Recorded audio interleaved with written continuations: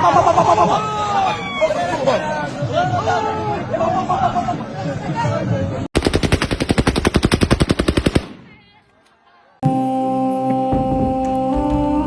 علیکم، ولی خفه ناستی؟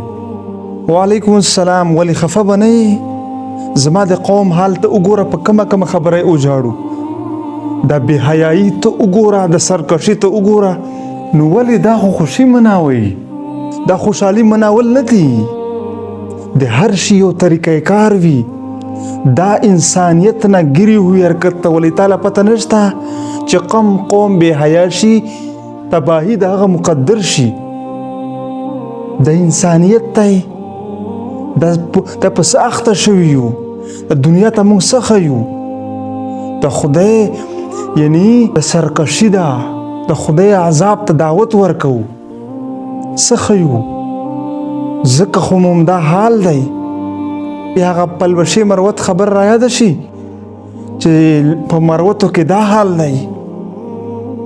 سره دی د دې دینداری کدا نه منې نه کړی شو، دا یقینا درته وایم چې تباه کېږو ډېر زر. هسې هم زمونږ حال ډېر بد دی. او که داسې حال مو دې د پاسه د خدای عذاب دعوت ورکوو، نو یقین وکړه چې قوم لوط حال سو د کاڼو بارانونه پې شوي وو، څومره عذابونه پې راغلي وو.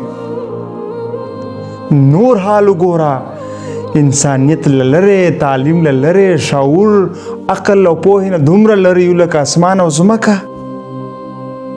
خدای ته وګورئ، لاسونه درته نیسو چې دې څیزونو نه واوړئ. راشئ د پوهې طرف ته، مذهب طرف ته، دین طرف ته. دا خو دین پرېږده، انسانیت هم دا اجازت نه راکوي.